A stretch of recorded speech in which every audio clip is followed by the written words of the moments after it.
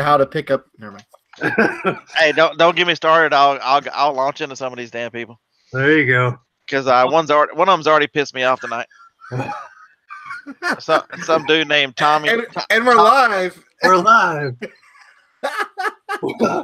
Welcome to another episode of Fortunes in Reselling with our great panel tonight and a special guest.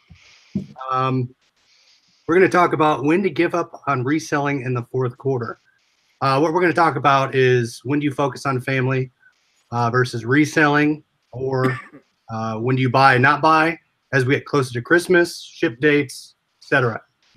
So we'll start with introductions. My name is Chris, Liquidation OH. I sell on all platforms, mainly eBay, and I buy everything from liquidation pallets to boxes, thrifting, and wholesale. So let's send it over to Wade. Wow, I'm second. Oh, man. Okay, guys. Sorry. I don't even see chat yet. Okay, I got it up. Cool. What's going on, guys? Another Sunday in the books. Gosh, it feels like we started the show yesterday, but I think it's been 8 or 9 episodes so far with these lovely, amazing people. The best beard in the business, Shane. We have Chris and so many other cool people. So, guys, welcome in tonight. We have a cool guest, an amazing guest, who also does storage units. So I'm excited. But today's topic is great. Welcome in, guys. Those of you who don't know, I have a YouTube channel, Instagram, and I'm a lover of people. So I'm here tonight. And if you guys have any questions, put it in chat. And then lastly, I'm going to be putting our amazing guest, his YouTube channel link in the chat. Please make sure and go subscribe to him because he's pretty cool. I'll hand it over to Shane.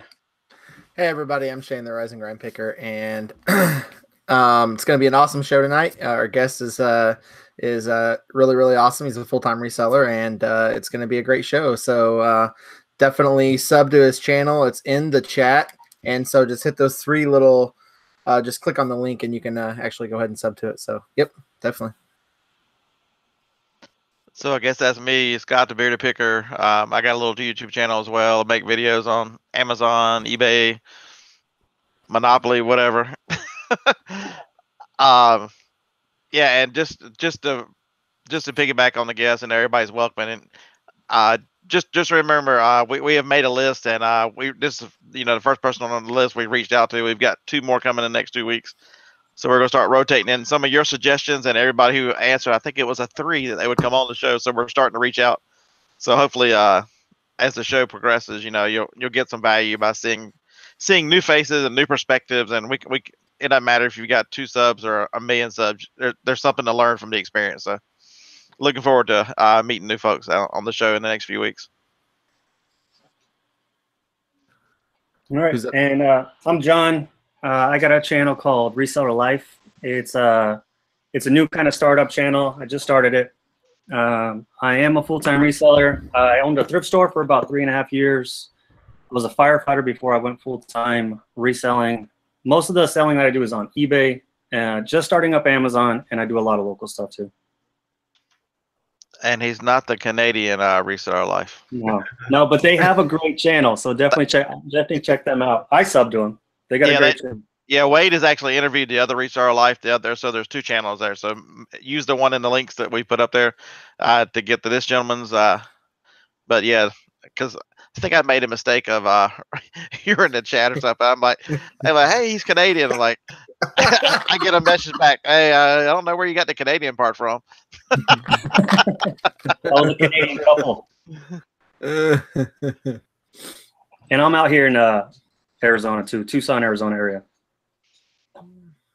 Definitely. And you have a warehouse too, right? Like, or you said, I mean, it's a big, huge, like barn type thing, and it has like 320 totes total, something like that. Yeah. So I got about 5 acres of land where I'm at. So, and I don't have an HOA or anything like that. So I got free range to clutter it up and live like a redneck, which I do. I have a 20 by 60 foot warehouse.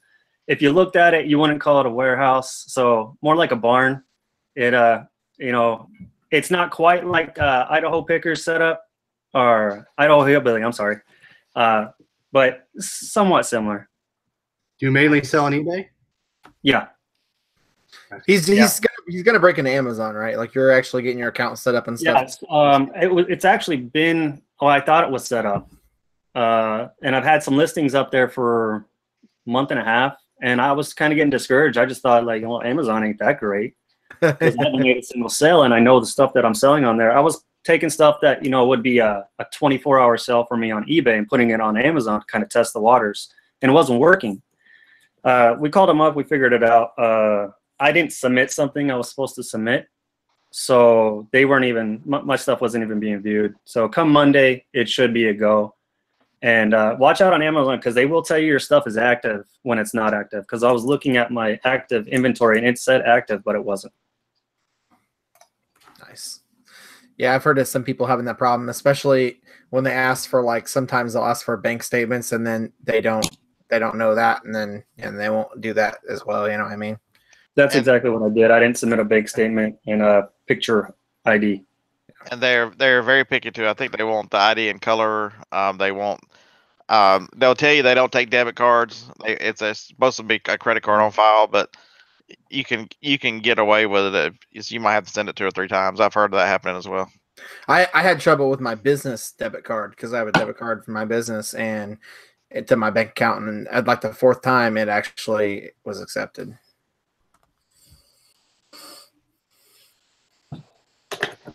All right, so we're getting into Christmas season here, the end of the 4th quarter. What do you guys plan on doing this next 2 weeks in terms of reselling? You guys staying steady and relisting or listing, buying stuff? What's your plans?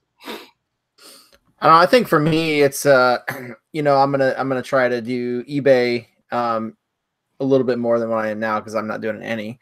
And I haven't sent my listers any pictures in like 3 weeks, but I'm looking into ramping up my eBay a little more, and then trying to find the sweet spot in between Amazon and eBay. Since now the 4th quarter is gone and I'm not going to be on the road sourcing RA like all the time, I'm going to have a little bit of time to do books and then send them out and then do eBay as well. So yeah, I think I'll take a few days off. I'll probably be personally shopping the 24th because I'm one of those last minute shoppers. But starting to 26, the opportunity to buy becomes really great. For eBay, I'll just be careful that anybody who purchases after the 20th, I'll make sure to send them a message saying, hey, the post office, I'll get this out today. The post office doesn't guarantee it'll get to you because the 20th is the last day they'll guarantee priority shipment delivery before Christmas, and Amazon already takes care of that. So with Amazon, you don't have to worry nearly as much. What about you, Wade? So it's I always try to think of a season ahead, so I'm kind of working for like Q1, Q2 now. Like that's my mindset. But I do think it's still you still have time to put items on for this month, this year, if you get them up on eBay now. I don't think it's too late for that. And even if you wanted to like bump up the promoted listings on it just to see if you can get more visibility before. But yeah, it's I think right now is a unique time because in Q2 we're like, okay, Q3 and then Q3, Q4, right? We worked our butt off to sell as much as we can during this time of the year. And even Q1 is good too. Like vintage stuff, it sells really well. And so my thought process is now it's time to really enjoy the family. The time of year, we'll never get this year back. We'll never get this time back. And so I'm trying to, get as much as I can, obviously, but pretty much the Christmas season for me, in my mindset, is over. Now it's family time and working towards Q1, Q2. So, and then also, to piggyback off of Scott, I think, I'm always a big fan of, and maybe you guys should think of this next year, you're always going to have really great buying opportunities for the season ahead. And for example, if you go to all the Ross stores, I don't know if you guys picked up a bunch of clearance cleats, but all their cleats went on clearance about November, December-ish. So that would have been a time that you should have went to all the stores and picked up some of those cleats for, next year's sports. And so, next year, when you guys are meeting with your CPAs and you're getting, your financial setup, I highly recommend you save a portion of your sales. So that way, when a big bulk buy or big opportunity arises, you'll have the cash to buy it. I think that's a big problem with people at this time of year. It's a great buying opportunity after the 26th, 27th area, but a lot of people just don't have the capital. So if you don't have the capital, don't worry, but think towards next year, like, save a little bit each check. So that way next year, November, December-ish, you then can buy, a good amount of inventory for the following season, whatever it may be. Well, and just to piggyback off what Wade said, like, that's awesome advice. And I think, even when I first started out, I struggled with cash flow really, really bad. Right. And I'm sure that everyone did. And one thing I found out, like, especially if you're going to do RA, or if you buy something that's going to sell like pretty quickly and it's a lot of it, I have a credit card that it has a $35,000 limit, and I just buy it. Right. And then I just pay it off with my profits the next year. And a lot of people don't like, or not the next year, the next month. So I profit and then I just pay it off and I don't get any interest on it. But a lot of people don't like doing that because there's always a chance to not, but then you could just pay a payment with it out of your business account or whatever until you make that money back. So yeah, just I think that's a great point. Yourself, guys, like, people say you can fool other people, but really you fool yourself. Like, people know what they're capable of, and they also know where their weaknesses is at. So if you're not good financially, if you're not good paying your bills financially, or maybe your business is a tad bit shaky in that regard, you probably don't want to use your credit card to max that bad boy out. But if you're Shane and you're good with your finances, there's a great amount of like cash back and great offers like mileage and all kinds of credit cards you can use. But I would highly recommend sticking with cash and then going forward from there if you don't have the cash. But that's just my 2 cents. If you're great at financially, then, man, use those credit cards. There's great rewards out there. And I have a few credit cards I personally use. Like, I don't know about you guys, but I like Chase. They have a great one. And a few others. If you guys want to message me on Insta, I'll tell you what I use. But yeah, that being said, just be careful racking up those credit cards, because I see a lot of people do that and then they don't have the capital. See, the one thing we were talking about last night, Chris and I were talking about, for a topic for the show, and the thought that came to my mind was just to remind people to be very deliberate this time of year, because it's very easy once you take your foot off. I mean, it's Q4 and you've got your foot on the gas, and you're in a listing groove, you're listing or you're sending stuff into Amazon, either one, and or listing on cross-listing on Poshmark, any of the platforms. And once you stop, it's hard to get yourself started back up. You all those demons come to your mind, how hard you've worked. You can take some extended time off. The first quarter is not going to be that busy anyway. Anything you tell yourself, and I would remind you that the first quarter is normal like anything else. If you don't put in the work, you don't get the reward in the first quarter. And so be deliberate about your time off. Enjoy your family. Enjoy everything you want to do, but be deliberate. There's a time that you're going to need to go back to work, and if you want to be successful in the first quarter, especially get January started right, you need to understand that the work starts back pretty quick. If you haven't done it yet, definitely get your books in order. Right, coming to the first of the year taxes, you don't want to be doing all that stuff, wasting time. You're taking 2 months just to get your numbers summed up. So get on that now, so you don't have to focus on it later. And for the one nice thing that does too, Chris, is if you start kind of gathering anything up, anything that you're mad about the way you did this year, start off January with some better ideas on accounting, and because it's nice to review the last week or two of December and go, man, I really wish I would have done this.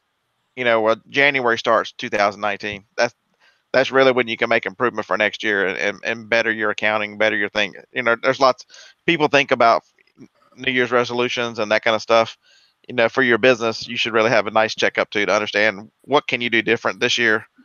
And it shouldn't not only be sourcing and platforms and stuff, but it also should be some of the stuff that you do, accounting. This year is the year I'm gonna get an accountant, so I'm just tired of dealing with it. But those of you who do your own accounting, Yep. There's this one common theme, guys. There's H&R blocks popping up everywhere. And every time I see one, I always think of that one dude with a bunch of, like, the pallet of money. I don't know. That's an old commercial. Anyways, the reason I bring that up is, what season are we going into? Taxes, right? What season is the most busiest season for your tax professional, CPA, whatever you want to call them? Like it's coming up, right? So I think that now is a fantastic time, even though probably a lot of them are taking time off with their family, to at least look into possibly, like, for me, I want to find a tax guy or tax lady that's really close to me. So if I have an issue, I can go knock on their door and deliver donuts and hopefully get it fixed, right? So same concept. I would recommend, even now with this downtime, kind of like Scott said, to like approach, because I know you guys. We have 85 people watching, and I would not be shocked if half of you guys didn't even have a tax professional. So I would highly recommend you probably find somebody now before they get busy, because when they get busy, right, how are you going to be able to spend half an hour with them and talk it over during their busy season? I don't think so. So work on it. I think a lot of people think that they have to hire a CPA full time. You don't have to hire one full time. You can pay them for just an hour of their time, and they can educate you. Like, you wouldn't believe how much they would educate you in 1 hour. And the people that aren't doing this, I use GoDaddy, and it has been a complete lifesaver for me. And what I mean by that was last year, I was one of those people that either last year, it might be the year before, I was one of those people that I was like dragging my feet on taxes, and I didn't have anything, and I had tons of receipts. I had no spreadsheets. And I'm like, man, I don't even have my eBay sales. Like, what could I do? And I bought GoDaddy, and it backdates it all year. So you can backdate it for the first of the year, and it uploads all your sales, all your shipping expenses, PayPal expenses, all that stuff. So it's going to save a lot of time if you're not, already ready. Lamb Shark, I know what you're doing. Gosh, you guys steal my method. Every single show you guys steal. I'm seeing more and more channels do this. Hey, I'm a shameless stealer too if I find something that works. So that's a good point. And I know you lurkers are in here. There's almost 90 people watching. I want an honest answer, guys. Honest answer. Type 1 if you have an accountant, whether you do it kind of like part-time by the hour, or you just have, you know what I mean? Type 1 if you have somebody that helps you. Type 2 if you do your accounting on your own. I'm curious. GoDaddy is, someone asked how much is, Throw a Little Hunt said, how much is GoDaddy? I think I paid $170 for the year.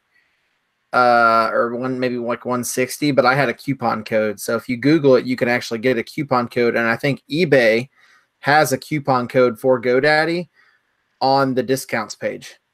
So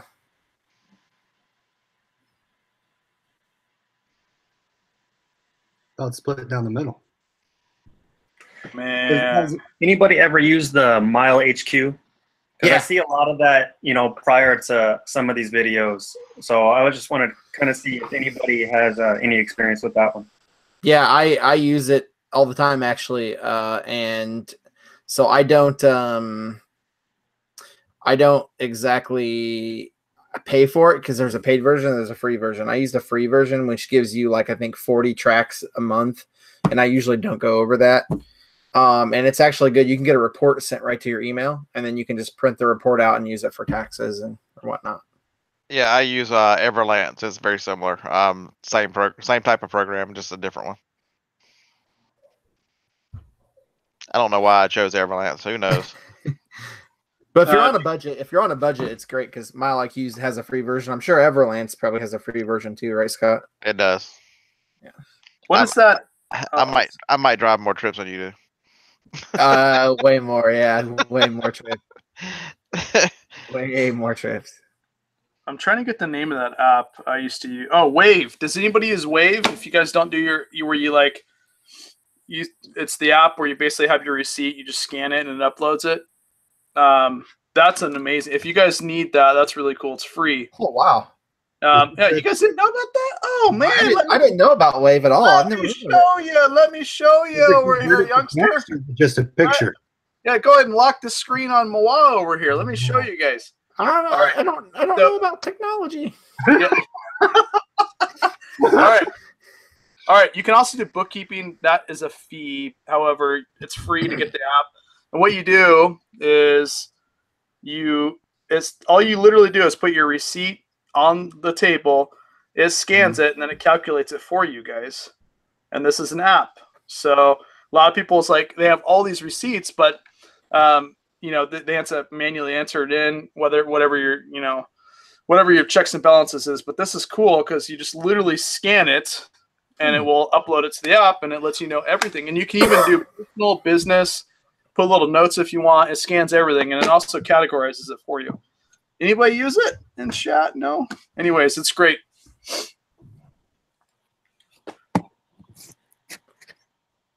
Somebody was saying something about miles plus gas. I think she sells. Correct him on that. Mileage takes the place of if you take the mileage, it takes the place of any gas, any repairs, anything. And it's a straight. You can either do expenses or you can do mileage. Either one. You can't do mileage is almost always overrides maintenance and gas and all that. Oh yeah. Let me get your the link for you guys. 1 second. Hey, wait. Susan asked a good question. What about the longer receipts? You know, a lot of these companies, like a Walgreens, has all that crap on the end of them. Will it take care of long receipts too? That's a good question. Let me try it here. You guys, you know your boy Wade when he gets a receipt, he gets a receipt, right? I mean. Let me. Who had that question? Was it Susan? There's mine. Yeah, there's mine right there. Oh, okay. Go ahead and talk. I want to show him your little small one. Here's my small one. Quite wide though. Oh man. I think you have to. It takes one picture, so I think you do have to take a picture of the bottom. But it does populate, and if it doesn't populate, it still populates a picture, and then you can manually enter it in. Mm. Is it iOS and Android? I have iOS. I'm not too sure what's on Android, but honestly, they're a pretty massive company. They do bookkeeping and a bunch of other stuff. So I would bet my life pretty much that it'd probably be on Android as well. Is it the one with the penguin on the front? Black penguin icon? Let me pull up the app because I typically use the desktop for it. Well, obviously I use it to scan my receipts, but I like to pull it up too. Yeah. No, it's got like three little lines. I see it. It's called Invoice by Wave. Yep. Right down the other one, the penguin. Yeah, no. You know, does it send a report to your phone, Wade, of everything? You can have that option, but remember the free version. Let me pull it up here. The free version, I don't know if you can do that. I just pulled up on my app and then the desktop. Let me see. John's saying he uses it on Android and can take multiple pictures of the same receipt. Yeah. Anybody? Let me get you the link, guys. Remember, there's no commission on this thing. It's completely free. I mean, I'm not. You know, we're not making anything off of recommending it. So here we go. Got it. This is why you join. This is why you join on a Sunday night. You could be watching football, drinking a ton of beer, but you are getting knowledge from the best beard in the business and a bunch of other cool people. All right, here we go. And there's another app too. I use an app called Scannable. Scannable is by the folks who make Evernote. So if you're already using Evernote, it allows you to scan. It makes anything you scan, any form, and turns it into a PDF. So if you need to upload documents to Amazon, it's easy to just take a picture of it with your phone using Scannable and then send in the PDF. And that was the app I tried using receipts for a while, but I just get so many. I get in too much of a hurry.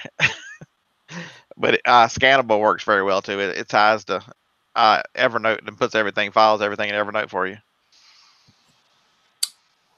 I just, obviously we're not licensed, right? I don't think anybody on the panel is licensed for taxes, but I can tell you that you do not want to get behind. And you want to save. I don't know if you guys are paying it quarterly or how you're doing your taxes, whether you're like a sole proprietor or whatever the case may be, but make sure you do not get behind whatever you do. So if you are behind, don't worry. Like a lot of people, they worry and they sweat bullets. The best thing to do is find somebody that knows what they're talking about and tell them everything. Don't hide anything from them, and then get out of that hole. And then going forward, have these like cool apps and track your mileage. And some states will allow you to like section off a part of the area that you're using for the business. and different things for your taxes. So Yeah, maybe that'll be a good show coming up. Of what apps? And I know we sometimes a lot of shows do tools and those kind of things, but it's really there's a with technology and carrying these little computers around. There's so many apps that can help you with your business. Tools for reselling, maybe, or something like that. Yeah. Yeah, but focus it more on stuff that's apps and stuff, so that, because if not, we'll get off into box cutters and box resizers and all that crazy mess. We totally would. Yeah. Sorry, I had to make me a brandy and eggnog. So You're not gonna want to go to work tomorrow either. oh, His drink takes a lot like I'm not going to work tomorrow. Friday was rough. I'm telling you that much right now. Yeah, I talked to Shane Saturday afternoon. He's like, man, I drank way too much Friday night. And I had to go scan books that morning, and I was like, this is not good. That was from your Friday night show, right? Yeah, that was from Friday night. Yep. Talking to him after the show that night. Yeah. He was stuttering on his text a little bit. Yeah, he was talking to me, and he's like, I can't figure out Google Hangouts. I'm like, we're gonna have to do this tomorrow. There was a little slur in the text, and he's like, "Oh man, I'm pretty deep right now." Yeah. So, John, do you do anything different for fourth quarter? Like, do you buy different stuff, or do you? Well, I say that the months before December are RA season. The retail stores are clearing out space for their holiday stuff and their holiday toy shipments, not just their decorations and stuff like that, but they're getting in holiday toy shipments also. So they're kind of clearing out a lot of old stuff. And so the clearance rack looks pretty good come September, October for me, that I've noticed in my area. Come Christmas time itself, the week of, Christmas Eve, Christmas, all the way up to maybe New Year's, I'll take that week off. I'll kind of slow it down a little bit. I'll still have sales. Sales don't slow down that much for me.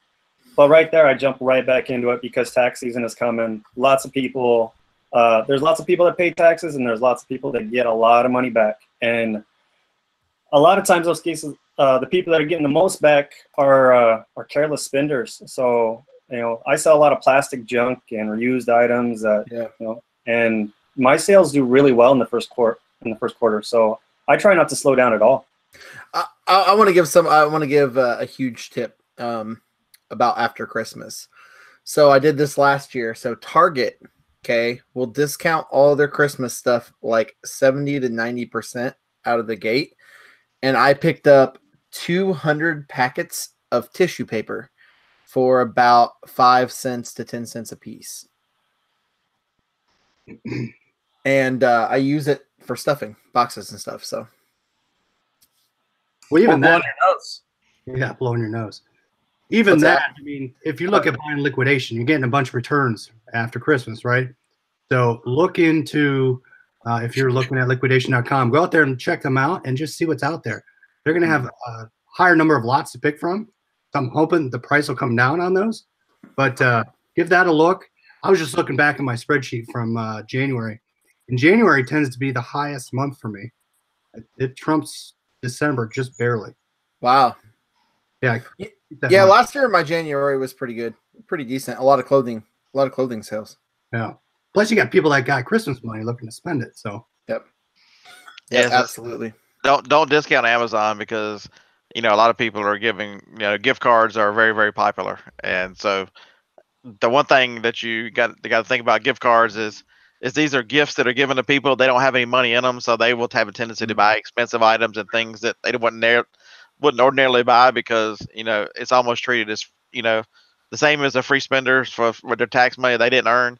It's the same thing as gift cards that are be given as gifts. It's very nice when people are given to you, but when you don't have a cost basis in it, you'll buy things that you wouldn't normally spend money on. So.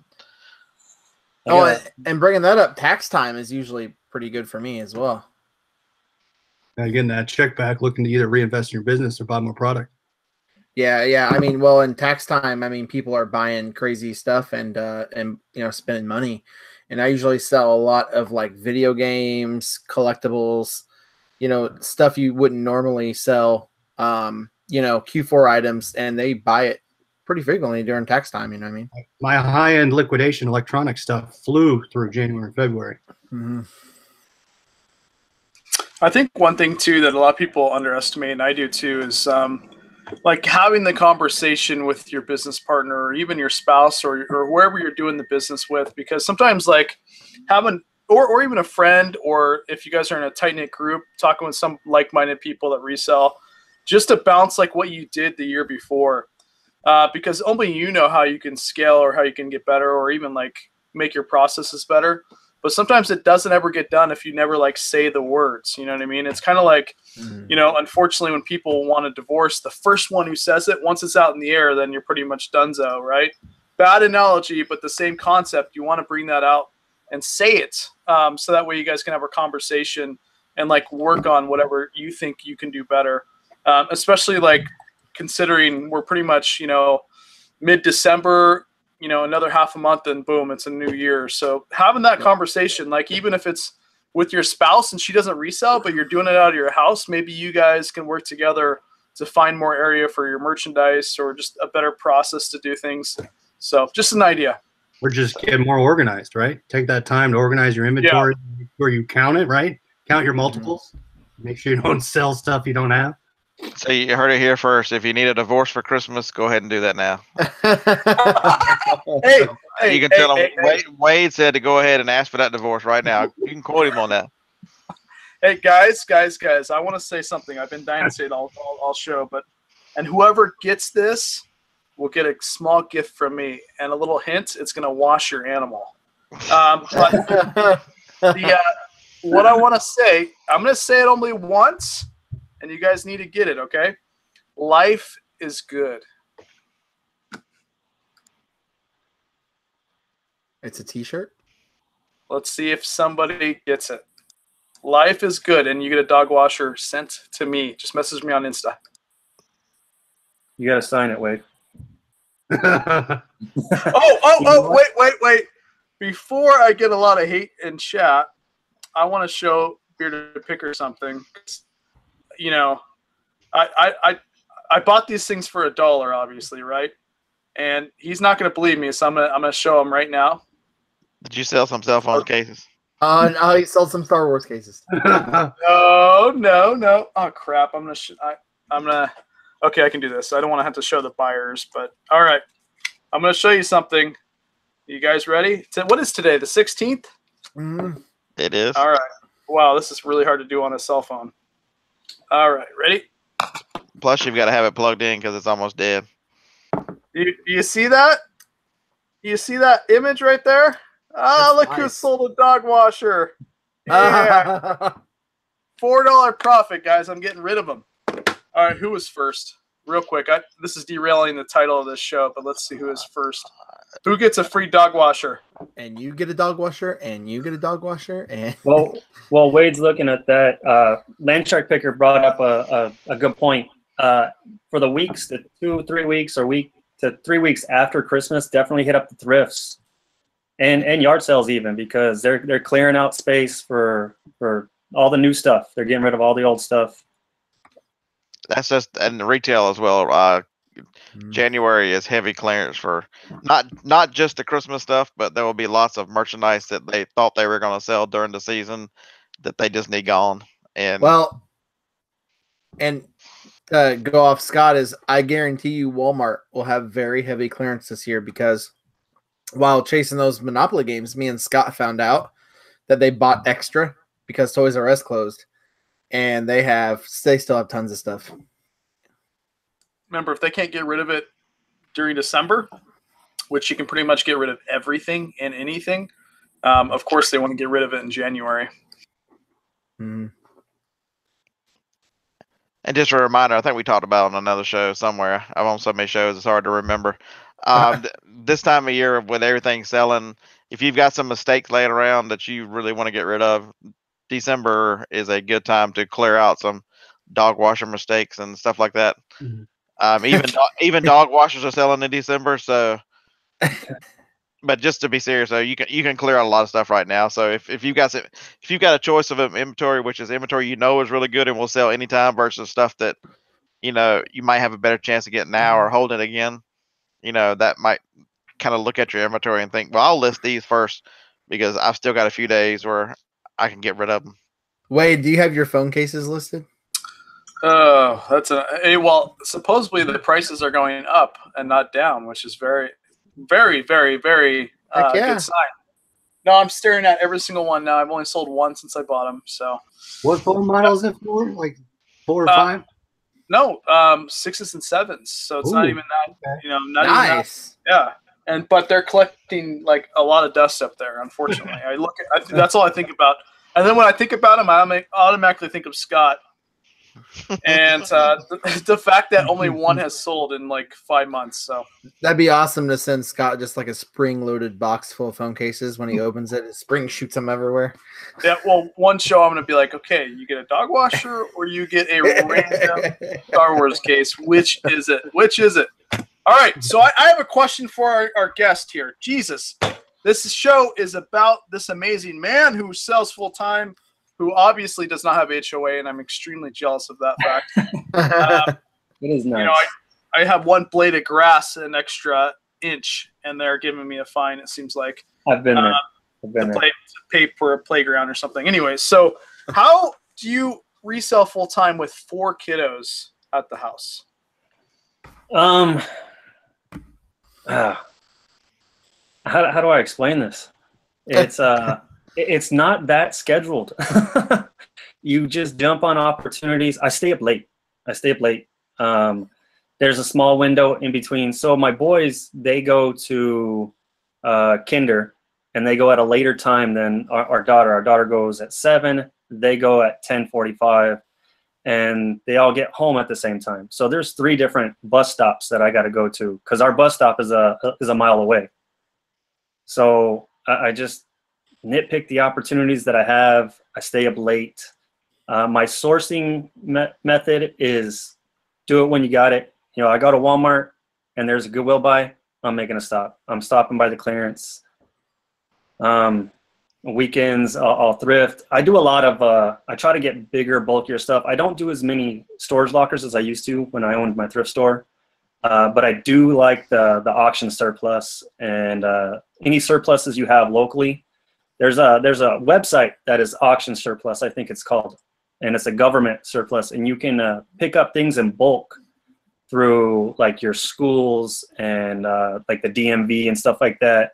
They'll pallet up or box up all their old radios or cell phones or computers and stuff like that, and that's a good way for me to get a lot of the same items at a price to where I know I'm still going to double or triple my money on a big lot, and I don't have to do a ton of listing. If you look at one of my videos I made recently, I only have like 10, maybe 12 videos, but recently I got a box of RAM memory, and it was a 20-pound box, and these things weigh less than an ounce a piece. So I paid $500 for a 20-pound box, but I'm doing a killing with them, actually. Their sell-through rate is amazing, and it was just another one of those things where I was able to get a lot of things that I can quantity list for a good price. So that's a way to just I stock up. I create death piles and keep myself busy. How old are your kids? What's that? How old are your kids? I have twin 6-year-old boys, a 7-year-old daughter, and a soon-to-be 12-year-old daughter in January. That is a handful. That's awesome. Yeah. And my boys, they're maniacs. They're 100% boys. They don't like the way anything is built originally. They like to tear it down and build it the way they suit it to be built. Do you ever take them out with you to buy things like thrifting or? Well, yeah, actually, they come with me a lot. Not that they want to, but they do come with me a lot. My oldest daughter, she's actually, she loves RA. She wants to get into RA so bad. She just recently sold a bag of jelly beans, and she was just ecstatic about it. It was a discontinue. She bought like a whole box of them for like 50 cents a piece, and she just sold her first one for $10. So she's pretty stoked about that because she feels that even if she doesn't sell them, no big deal. She's got jelly beans. That's awesome. That is awesome. And I like when resellers and like entrepreneurs, they teach their kids that stuff, because obviously, like, her teacher at school is not going to say, hey, go out and buy these and sell them, you'll make money. You know what I mean? No, I love it when she comes up to me and she asks me, what's the profit margin on this? That she's definitely learning economics and the value of a dollar.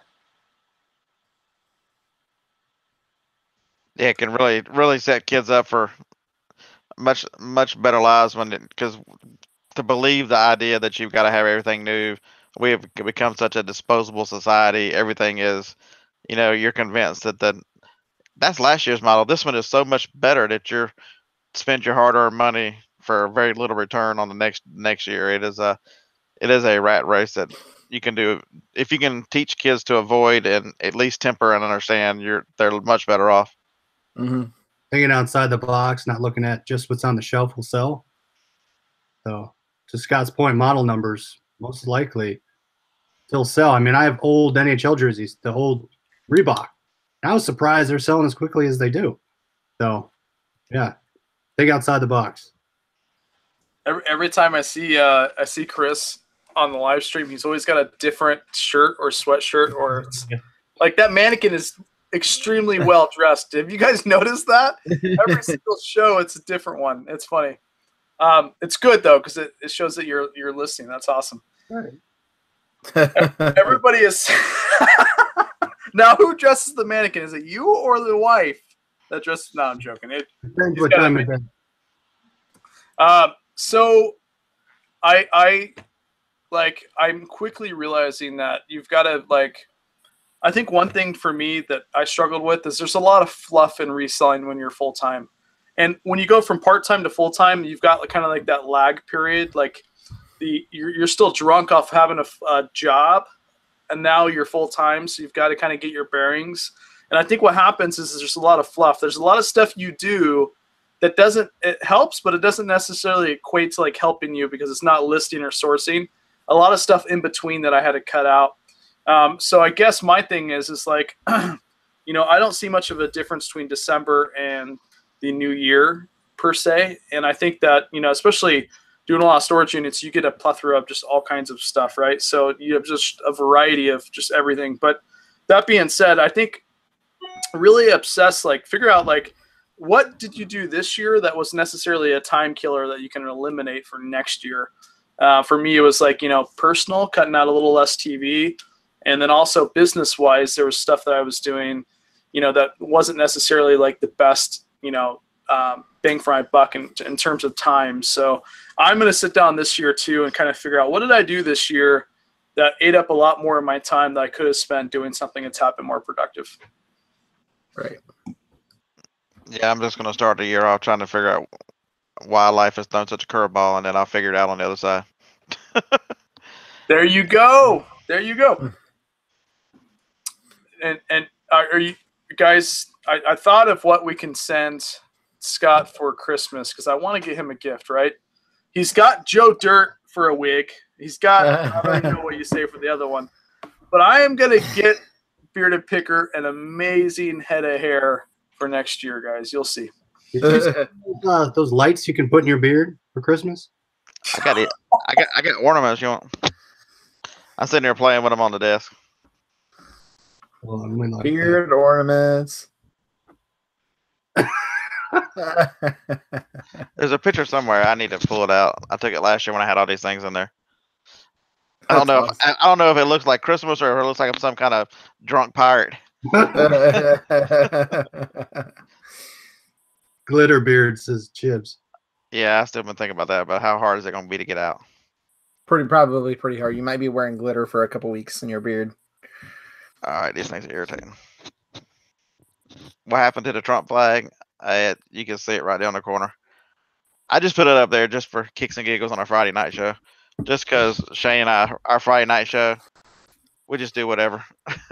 Yep, exactly. We have fun and obviously have a little bit too much to drink, so that's usually.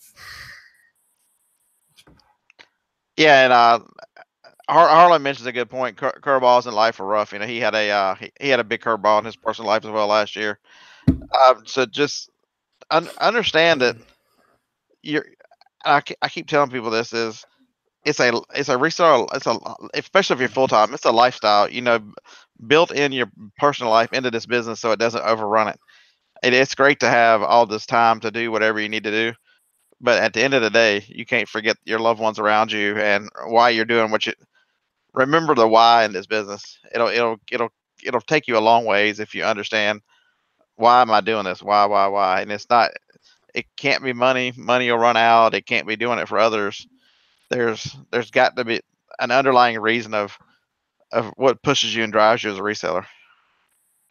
And when the times get tough, that why will get you through. Focusing on understanding will get you through a lot of trouble.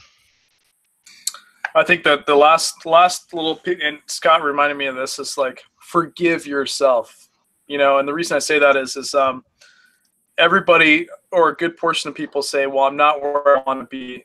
Obviously, you need to work to that point, right? If that's where you think you need to be successful, but forgive yourself if you did not get there, because next year's a new year, and I'm never a big believer in like, oh well, I'll start and then give a date. You know what I mean? Because I feel like we'll just start now, right? That's kind of my thing. But that being said, stress is one of the biggest killers there is. And, we're not the Greeks. The Greeks, they like work like 2 hours a day and they're out there like, having their best life. We're working all the time over here in America and beyond. So forgive yourself, and so we only live once. Don't let stress take you, because this job can get stressful, and enjoy life, because one day you're not going to be here.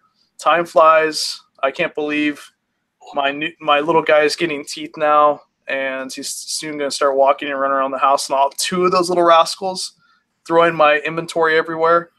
So just enjoy life and forgive yourself if, in fact, you're not where you want to be, because you do have time. Yeah, one thing I'd add on that too is be careful.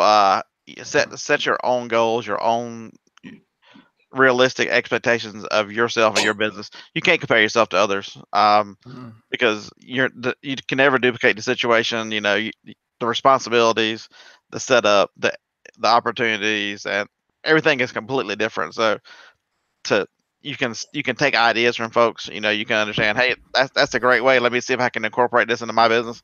But you can't be somebody else. So you've got to set personal goals and be happy and find satisfaction in achieving your goals, taking care of your family and your situation, and building on that. Mm-hmm. And for me, it's what can I do different that I did this year? Take at least one thing, right? You grow every month, everything you buy. Like I look back, Pac-Man's, thanks for the super chat. Appreciate it. Just thanks for all the knowledge. What can you look back and say, what did I do differently? So, I have some wholesale buys that I probably should have bought more of that I didn't, just because I was nervous. Shipping, pirate ship, learning all that stuff.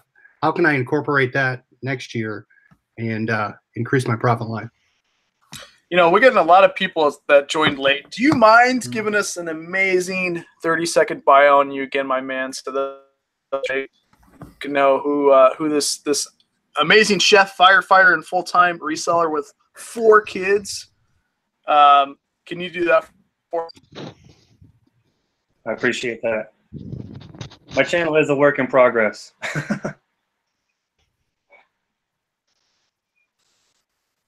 Getting on a camera and recording yourself for others is not a natural feeling for me. So, but I'm coming into it. I'm relaxing a little bit more each video.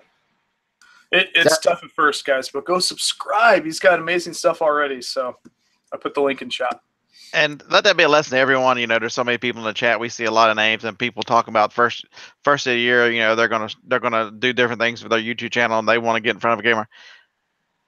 We go ahead and tell you this right now. It is not normal. We've been up here, made hundreds of videos, and I think we make it look easier. But even still, when that camera comes on, there's still a minute of butterflies. There's still, and it's just something you overcome quicker than earlier. And everybody up here will tell you, don't look at our first videos because they're awful. Yeah. You just until you relax and understand, you're just gonna be yourself anyway. But it's hard to talk to that camera right there. You almost, I think Lonnie used to say it in a couple of his videos. You almost, when you're looking at it, you almost have to treat it like you're looking at someone, and that's, you know, that'll give you good eye contact when you're making videos with whatever your recording device is. If you treat it like it's the audience, if you're looking right at that camera. But it's definitely not easy. But you know, and I told myself, as bad as my videos are, especially my first ones, I'm gonna leave them up because I'm gonna get better at them. And you know, eventually I'd like to show people, you know, that are just getting into it and encourage them that, hey, look at my early stuff, and I'm gonna leave it there just as a reminder. You know, try to humble myself if, you know, down the road I get better at them. Well, and I think when I first started YouTube, my first 3 to 4 months was actually pretty brutal. You know, anywhere from 3, 4, 5 months, I think I was just sitting there talking to myself with about two people watching, and I was like, man, this is pretty hard. You know, and I kind of went into it without expectations. Like, I just wanted to meet people, and I wanted to, you know, bring a little value, and you know, I think that's what you have to do. yeah, Craig's talking about he's learned something new after each video he's done. He's done a few now. Even myself, who is still, I call myself an amateur editor. I'm not to Wade's Ventures and that kind of editing they do on their they don't always edit their videos, but they have the super ability to do whatever.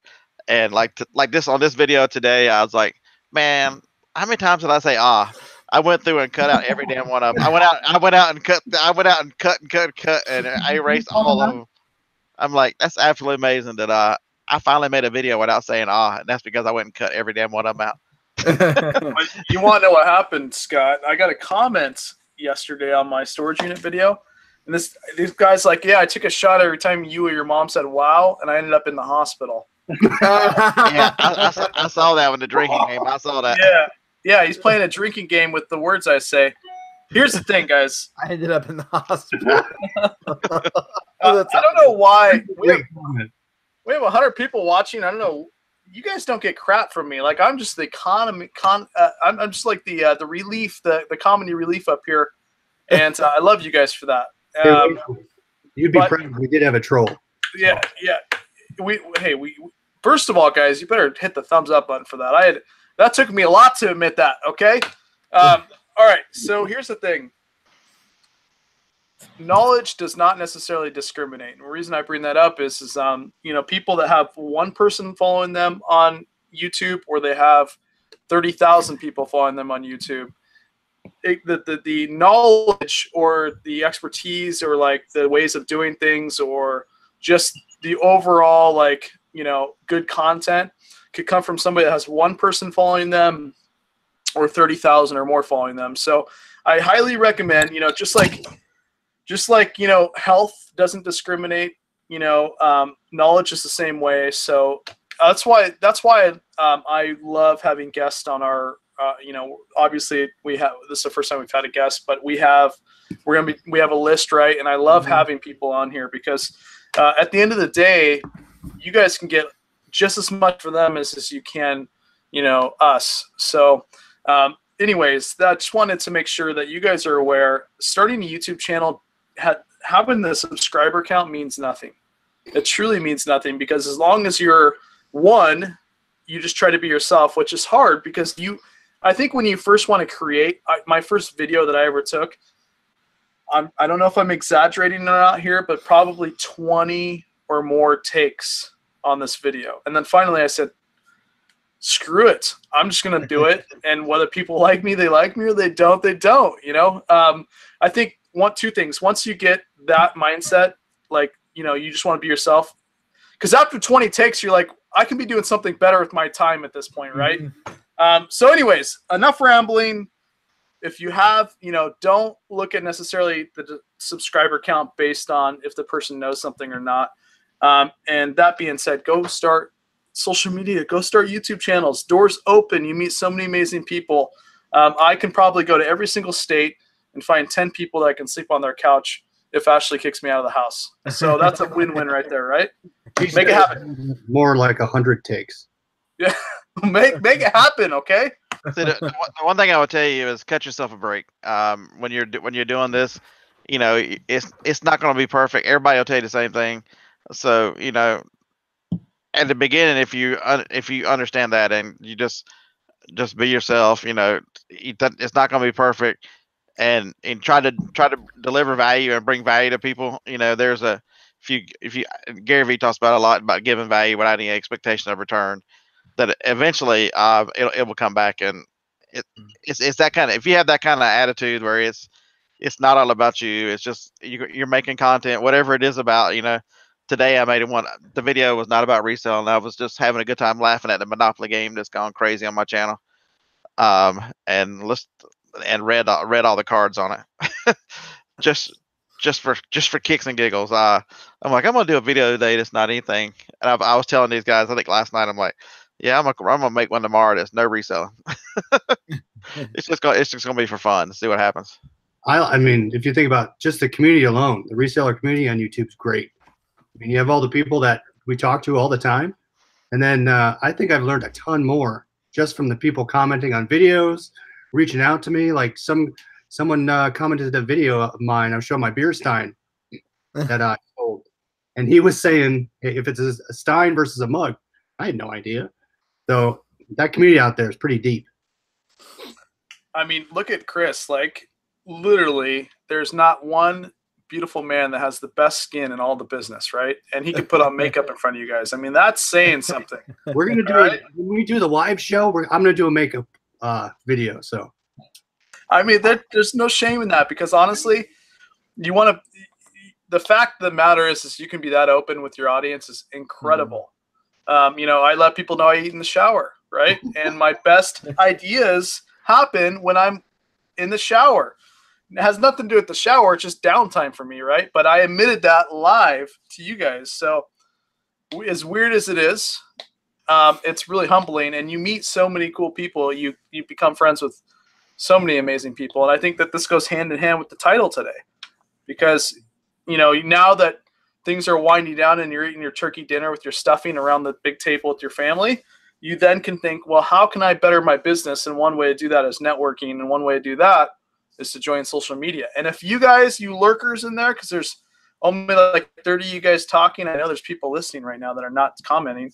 If you guys would like me to go on your show, even if you have no subscribers, although you'll have one because I would subscribe to you, and just talk with somebody, we can do that. I'm waiting for the video of Wade live from the shower. Dude, that was my next video, Scott. That's gonna be 1 million hits, my man. I foresee Wade, like, he has like a 4 or 5 course meal in the shower and like some champagne, and he's like eating these hors d'oeuvres and Hey, this show is not about me right now. It's about our amazing guest, okay? First of all, he used to be a chef. I guarantee he ate something in the shower. Every guy has. And by the way, I tried it. It is amazing. You just get so many more ideas when you do it. Chris Mahoney wants to know how many of us are full timers. I think 3 of us are full timers. Myself, Wade, and John. Yeah. Mm-hmm. Although I would consider all of us full timers, because those part timers work just as much as a full time. Yeah, Wade puts in full time hours, and so does Chris. Don't be mistaken. They have second jobs.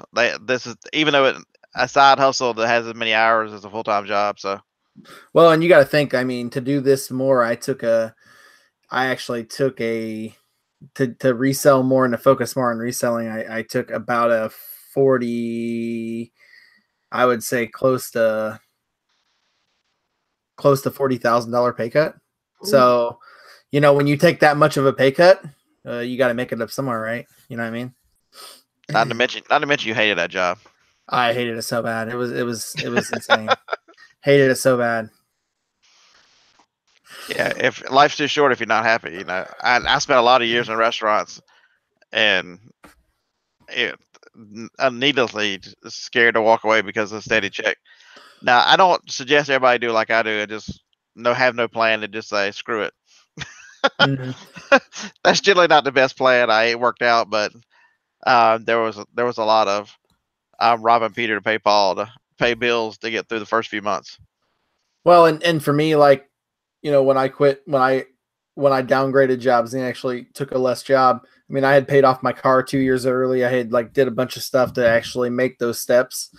And so like when you hear me say, oh, I sometimes spend it, you know, money on a credit card for inventory, like that's inventory. Like if I know it's going to sell on Amazon very quick, that's what will happen. But if I don't, I'm not doing nothing like that. That's, you know, that's what you got to think. If you want to go full time, you have to really think about paying off debt. And that's what I'm doing now, is playing the long game, because hopefully in the next couple of years, I'll have my house paid off. I'll have everything paid off, and I'll be truly debt free. I think one thing that has made me successful is like, you need to have a killer instinct when you want to go full time. And what I mean by that is like, it's do or die. You either you don't make it at this, or you go back to your 9 to 5, because there's no other option unless you hit the lottery, and that's a great option, but it's very slim, right? So you have to have a killer instinct. I think that's really key. But more importantly, you have to put yourself in the right position to win. I think that a lot of people don't realize that there's many ways that you put yourself in the right position to win, whether you're doing reselling full time or you're doing a corporate job full time. Whatever you're doing, you have to put yourself in the right position. So for example, you know, one way to do that is to eat healthier. Like I was feeling super lethargic until my amazing wife, I know she's in chat, she makes food. Until she started making food and I started eating healthier. And I think that put me in the right position, because I can work smarter and longer, right? So eating healthy is one thing. I'm not saying go out and buy a bunch of exercise equipment, because your boy Wade doesn't exercise right now. I just eat, you know, better. So that's one way to do it. Also financially healthy. And if you don't have the money to pay off your debt, at least know what debt you have. There's so many people that don't even know how much they owe. Like they don't even have like a spreadsheet of what they owe, when they owe it. I think that it's really important to get like an app. There's apps out there that are free that you can plug in your bills, and then it'll send you reminders every day that bills due, so you can get an idea of your health of your finances. So there's financial, there's, you know, eating healthy, right? And then on top of that, then you're getting into your business, what ways you can kind of like slim down and do as best as you possibly can there. Goals are great, but I feel like you guys know yourself better than anybody, and you know if that goal is going to be attainable or not. It's always great to set lofty goals, but make sure that you have like the oomph to make it happen. But more importantly, guys, have a killer instinct, because if you want to do something in life, the one thing that's guaranteed is time is running out. That's one thing. You know, you guys watched The Tutors, the last episode of The Tutors, which is one of my favorite shows of all time. The king was sitting there and he was saying, George, I forgot his name. It probably wasn't George, but what's the one thing that we can't get back? And then the old king whispered, time. Do not get time back, guys. So be as efficient as possible, but more importantly, have fun along the way. Have fun while you're doing it. I think Ashley's looking at this all wrong. And she made a comment that you eat so much in the shower that she needs a dishwasher up there. She needs to put a scrub brush and a bottle of Dawn in there with you. Oh, hey. Don't we have some admins in chat? What is going on? Hey, John, my man. I know your YouTube channel is going to be big, because you not only you have the lands to be successful, you don't have HOA, but dude, you are going to be amazing on YouTube. So that being said, make sure you get some good admins, my man, and make sure your dirty secrets don't go out. You know what I mean? You gotta keep some of those in, guys. Keep some of those in. Now, literally, I was sitting the other day, I call it my cubicle, because you have the light box that I got from Amazon. I'm taking pictures, and sometimes you gripe when you're full-time or even part-time. You're like, what the hell am I doing? Like, I'm selling used stinky shoes, right? Like, what is this? I thought I'd be a millionaire by now, swimming in a pool, right? But then you realize, like, where are you at? You're home with your family, setting your own hours, living your own life, building your own dream. And so I think if I can give you any tip going forward, it's like change your attitude, or try to change your attitude. And it's not going to happen overnight. I promise you that. But if you go step day by day and don't let the bad stuff outweigh the good stuff, you guys will do fantastic. That's good segue into the question that William Curtis asked. How did you guys start your reselling business or business of reselling? So, John, I'll let you start. How'd you get started reselling? I think I've had a knack for it my whole life, honestly. I mean, a lot of people. I think there's a lot of people that actually just have it in them. When I was for a quick story. So when I was 13 years old, Arizona, fireworks are illegal in Arizona, but I originally moved here from Los Angeles where they weren't, and I really missed them. I mean, I loved fireworks. I was a little pyro as a kid, and then I later became a fireman. So I'm about 2 hours from the New Mexico border. I had a 16-year-old friend that would drive me to the New Mexico border, and I would buy fireworks in the brick. None of the big ones that go up in the air or anything like that, but bottle rockets and black cats and stuff like that. And they would come in like 100 or 200, and they would always be under $10. And I would come back and I would sell them at school for $1 a piece. So I would make a pretty good ROA on my fireworks and that sort of thing. But I mean, that's just me as a kid. I didn't have any experience in any field or anything like that. I was just kind of had like a hustler mentality as a kid even. But I mean, yard selling, anything, you know, sell one thing on eBay and there you go. The snowball started. Just, you know, let the ball roll. So you bought the good stuff, right? like on Kicking and Wing, like on Joe Dirt, he bought the good stuff. I did. Well, I bought them in quantities. I wanted large quantities. Is there anybody in Arizona from Arizona in chat, guys? I'm curious. Reselling with Rob is. Anybody in Arizona? I heard a crazy fact about Arizona. Rad Seller, she's a reseller in Arizona. She said that sometimes you guys have thunderstorms, you get massive toads out there that go out there. Yeah, they're monsoons. It's our monsoon season, and I could tell you some funny stories about monsoon season too, especially with you, Wade, since you do the storage locker thing. Well, there's these things called microbursts, and they're basically mini hurricanes. They've got the wind speeds of hurricanes, but they only last like 15 or 20 minutes, and they tear up everything in their path. And a lot of lightning strikes, and they just tear up everything. When I had a thrift store for about 3.5 years, and I didn't have our barn built, and we would get a lot of product, and sometimes we would buy more units than we should have. We couldn't get it all processed and on the shelves in our thrift store.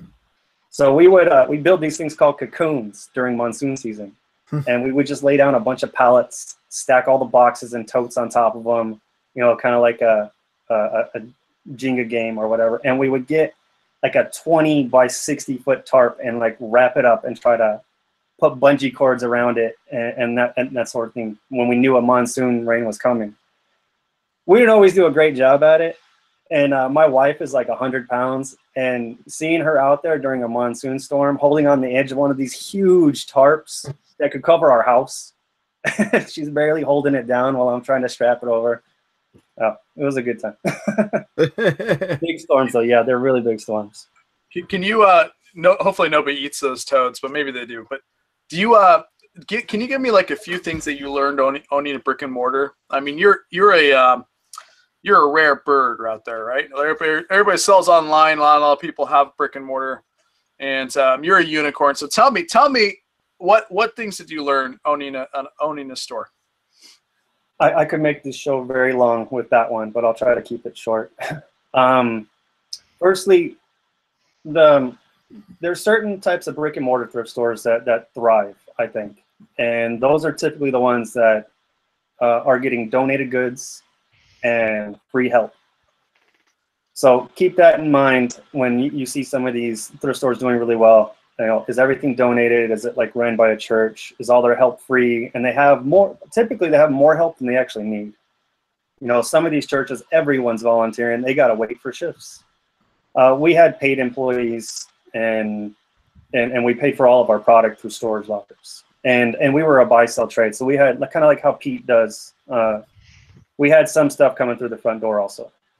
So if you're going to open up your own thrift store or secondhand store, favor your online sales.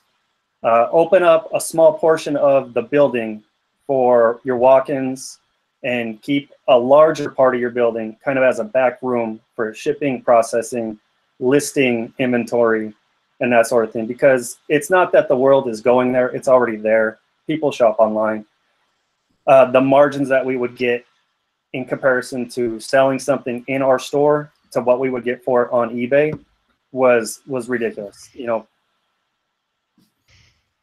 What do you? I always have been fascinated with the storage unit model of, okay, sell everything you can. I can't do it because I'm literally in a garage right now, unless I'm like open up my own, put my own sign out there. I have a sign. By the way, guys, whoever sent me that Wade's Ventures sign, nobody said who they were. So if you fess up, if you send it to me, so I can give you some love. But more importantly, I've always been fascinated with the storage unit idea, and I thought you probably did it too, like doing dollar days, because there's a lot of stuff there that like it's just worth $1, right? And well, does that make sense? no, actually, if there is a method to it and doing storage lockers, and you don't have a permanent spot at like a swap meet or something like that, that's another great option. The spot in a swap meet, even 2, 3, 4 spots, 5 spots, is going to be a lot cheaper than a brick and mortar.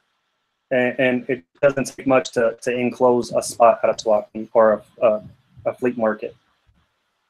But yeah, if you're going to do it, you know, even if something you think is worth $5 or $10, but it's not worth selling on eBay, sell it for $1. Get rid of it, all of it. And if it doesn't sell, say you're doing yard sales, if it doesn't sell during the one weekend that you run your yard sale once a month or something like that, get rid of it. Donate it, get rid of it.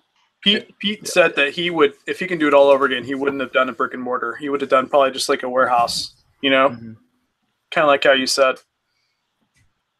Yeah, we learned that as, you know, we had already had it built and everything like that. And there was other variables that came into the reason why we closed down our shop. We closed it in January, and it was more of the reasoning of the location as to how far away from our house it was, and our kids' school schedule with their age. Our kids don't do well in confined spaces and being told to hold still. They would be screaming up and down our thrift store and getting into everything. So taking them there and actually working wasn't real feasible. And that's why you closed it down after 3 years? Yeah. Okay. Yeah, if our kids were older, it would be more in the numbers, but not at their age. Where are you getting your inventory right now? Are you said you're doing some wholesale and stuff like that? I do RA, a small amount of wholesale right now. We're kind of dipping into wholesale. I love surplus auctions and picking. I mean, I live in Arizona. Yard selling in Arizona and thrifting in my area is everyone does it, and it's year round. So I don't have an off season for yard selling and estate sales. If you open up one of your cactuses in Arizona, is there going to be a bunch of water in there? Would you be able to survive off a big cactus? You'll be able to get sick.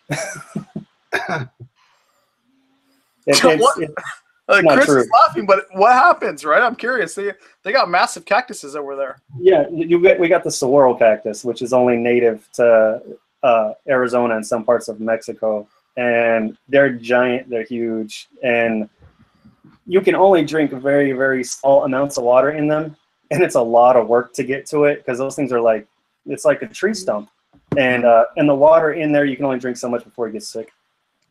Oh, we actually have a real question here. I put the mic up because it's serious. Knowing what you know now, do you think it would be worthwhile to do it again, or do you think online only would be the best route? That was Mr. Pac-Man, best admin in the business. I would do it again. I would do it again if I had the time. But I would, like I said, 80% of the building would be catered to online sales, while giving an opportunity for people to come in and bring me product that I can buy and I can research and I can have, I have the option if I want to buy it or not. If it's got a good sell-through rate and a good margin and I can get out the right price, that's what it would be for. More like a trading post. I think that is you hit the I was thinking of a cool one to say. I was gonna say You hit the bird on the head, but that's not the correct saying, is it? The hammer on the The head. nail on the head. Yes, John. That's why we have you on here. You're man. Bird on the head. Yeah. Okay. I couldn't even get a word out at the beginning. Yeah. So here's the thing. I think you said something extremely cool. Isn't it amazing to be able to have merchandise come to you? In some aspects, right? Scott, what are you looking at? Are you looking at your Trump flag right now? You're smiling. No, John put in the chat, Scott looks tired, and the Star City picker comes back and says stoned. Hey, that's not legal. I had to pick up the mic to tell you I'm neither of those. Thank you. It was a serious thing. Hey, this is a trend. I don't want anybody that has a YouTube channel. We talk about social media, but don't be taking this idea, okay? No one can definitely take this idea at all. So John, man, I tell you, I go on every channel now. Now they're doing the 1 and 2 questionnaire thing. I'm like, that was TM. That was trademarked. Yeah, I picked up the mic even though it was coming through the headset just for kicks and giggles. All right, John. Again, this is about the. So here's the thing. That I like what you said about that, because you need a lot of people. They have a warehouse, so why not get a building that you can have very little of the front to get people to come in and sell you stuff, and then have most of it a warehouse as opposed to just having a warehouse. I know why. Because it's too people-y. I only want to meet people on my terms. Mm-hmm. Well, the only thing I think would be hard with that, if you would cross post between the storefront and the warehouse. If you sell a bunch of stuff out of the front of the store, you're gonna have to go remove it all, right? I think that's what makes Pete, like, Pete has a very good eye at thrifting and stuff like that, but part of his success is getting stuff coming through his front door that he normally wouldn't find, you know what I mean? And I think that's why that business spot model is successful, is because like you're not having to spend your time to search for it, right? Like it's coming to you. Like I run my Craigslist ads, items come to me, you know what I mean? So I think it would be successful on the getting the thing, but if you look at what's in Pete's shop, it's only stuff that like sells very quick in brick and mortar, but doesn't sell so good on eBay. But the one thing you notice when we watch Pete's videos, most of the items in his shop, except for the stuff under the counter, are big items. You know, I think the other day I was watching one. He had an accordion or something, but you know, there's people are coming in looking for tools. There's lots of big items. You know, all that stuff he's got in the back that he bought, all the play sets and all that stuff that he bought a truckload of. He has tons of guitars in his shop. Like guitars are. They really handle stuff out of the shop that they don't want to sell online to, and I think that's important to realize as you're looking at his shop. They sell a lot of stuff online, but they sell a ton of stuff to the store. That works out as well for them. Well, I don't think that you would need Amazon. I don't think you would need to hire another employee, because you can. I mean, because everybody's going to be in the warehouse regardless, and then if you're not in the warehouse, you can put a closed sign. You have like a camera, you can see people walk in. But I do believe that Pete's most of the majority of his income is actually through eBay.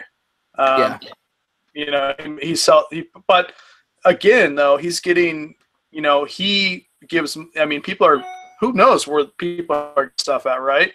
And so he's getting people dumping in, you know, inventory to him, which is nice. But then again, you got to think he's got employees. Like that warehouse is massive, right? You can fit 2 houses in it. So, you know, that being said, you know, there's probably a lot of expense there too. And I think only, like he said at one point, I think 20% comes from his actual brick and mortar, and the rest is online. But, you know, he gets so much stuff in his shop, like, you know, that's kind of hard to stop that, you know, like just all this great stuff coming to you, like video game consoles and just bread and butter stuff all day long, right? So how's it in Arizona? Because I know Arizona, it's different. Well, obviously it's different wherever you're at for sourcing purposes, but I mean, you guys have a bunch of cactuses and desert. Like, there's not much there to source, right? You tell me.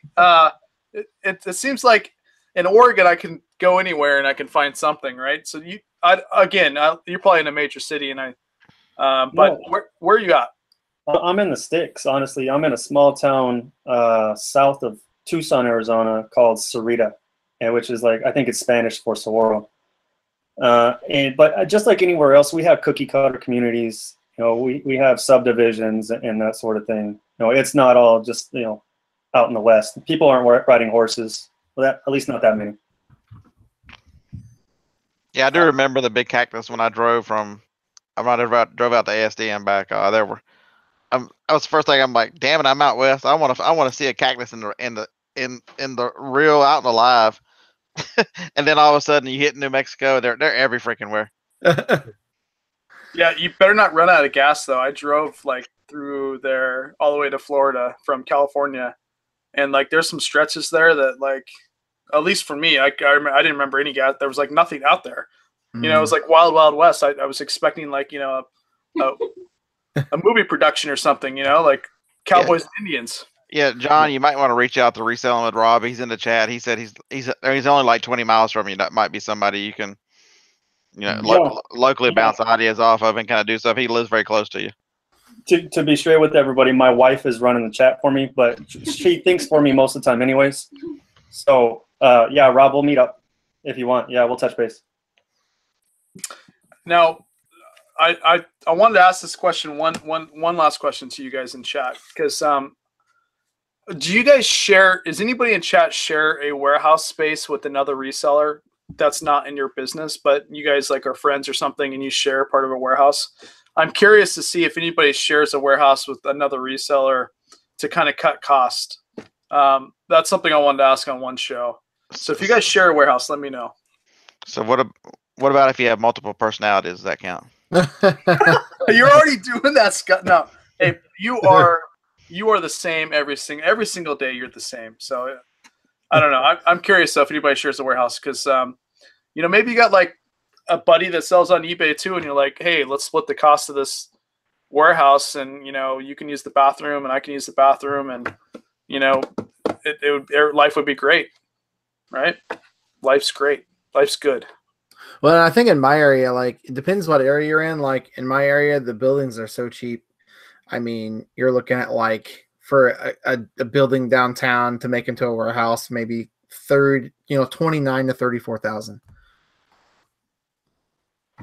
Wait, how much? That's obviously monthly. How much did you say?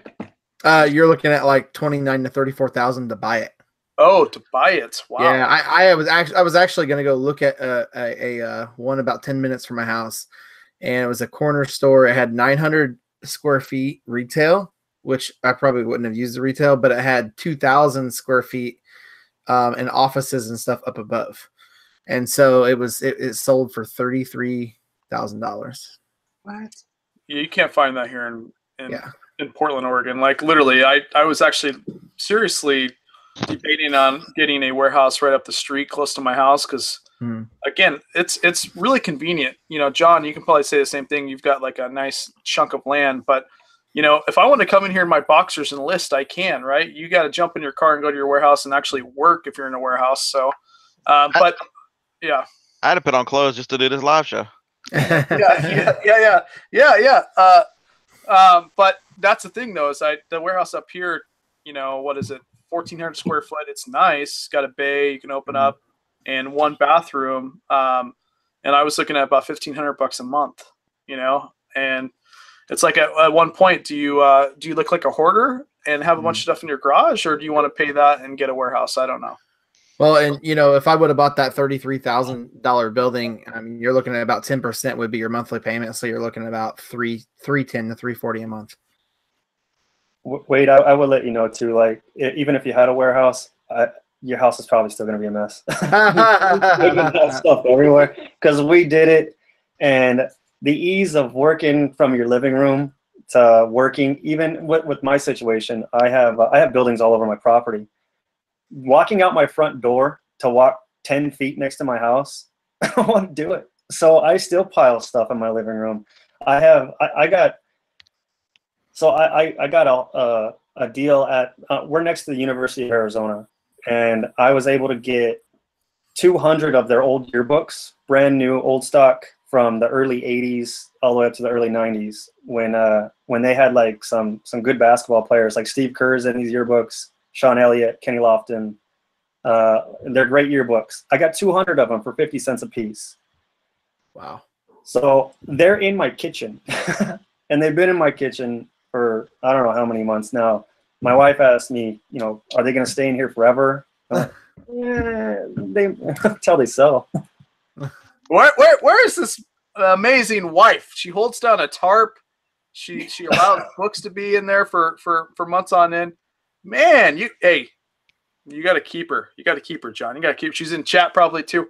Amazing. Oh, yeah, really? yeah. Actually built this building behind it's to the side of the house, and with the agreement that nothing goes inside. And so, I mean, it's worked out well. It kind of makes kind of a refuge out here. Although the other deal was that I would clean out the regular garage and she'd be able to park in there. But that hadn't happened yet. But at least it's out of the house. Yeah, my wife's getting to the point where she's like, "You have so much crap in the basement now." Wants me to get rid of it. Put it in a building. Just sold a dresser, guys. Just sold a dresser. Local. Mom actually sold it, so kudos to you, Mom, if you're in chat. But I'm starting to. Here's the thing: is I'm starting to like the local game. If it's worth some money, you know, like obviously I can't ship a dresser. Well, I could actually, but I'm starting to like the local game. Does any of you guys ship local? Is that to bring this into the title? Since we're going off topic, are you guys? Does anybody in chat type 1 if you sell locally? Type 2 if you don't. Type 1 if you sell locally, and type 3 if you want to sell locally at the beginning of the year. But let me know, guys. Do you guys sell locally? Like dressers and stuff like that, just stuff that you want to sell? I Big stuff. I do once in a while, but when I did storage units, I did way more. You know, and I still do storage units, but mainly just smaller ones. People complain about eBay being bad for best offers and get all the best offers. You know how much crap I got on Facebook saying, "Is this available? I'm sorry, I clicked the wrong button." Or I'll give you $1. To put a perspective for people wanting to open up a thrift store and having issues with eBay fees and even promoted listings and whatever else and PayPal fees. So overall, between eBay, PayPal, and promoted listings, I do about 20%. And so outside of my cost of product, you know, that's about an 80% return for me. With my thrift store, we were getting we were taking home between 15 and 10% of what we actually sold. Wow. You know, our overall number, because of all of our staffing and expenses for the building itself and licensing, and your utilities are going to be almost double because it's a commercial rate. So just when you feel bad about your eBay fees, just think of, you know, you could be paying 80, 90% of everything you make toward all your overhead.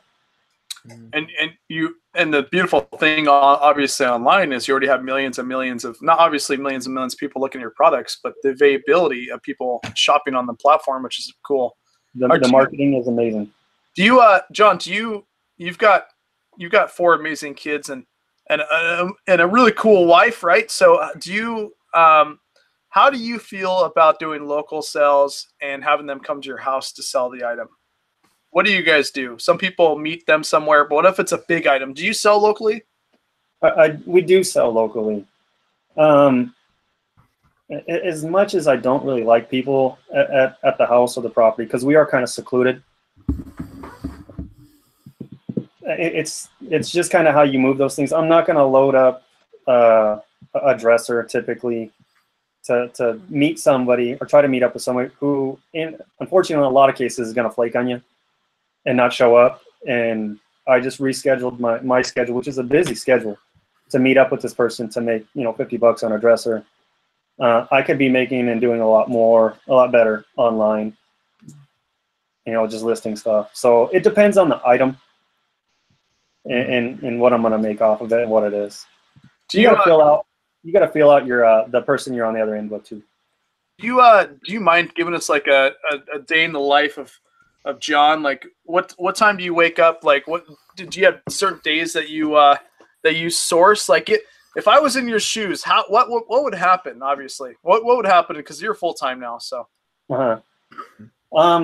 Well, it changes, you know, because I get on exercise kicks and then I fall off of them. And, you know, sometimes I like to work late, or I'll start to work late, and then other times I'm better about getting up early. So right now, I'll sleep.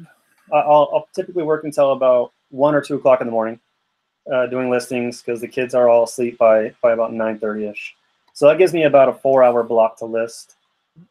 I'll get up about 8:30. I'll try to do like about 5 listings first thing in the morning because it feels like it gives me that motivation to list. Because the hardest thing to list, it doesn't matter what the item is, it's just that first listing is the hardest one to do. So even if I break it up and I just do 5 first thing, I still got it in my mind. I still have that motivation to keep doing listings later on in the day because I already got the ball rolling. And then I'll map out all of my shipments. So I'll look back and everything that's sold, and I'll write down the tote number on where it's at. Go pull it out of my warehouse, start my shipping, and then take my kids, my younger kids, to the bus stop, and then I'll really knock out all my shipping, which I typically have about 20 to 30 shipments a day.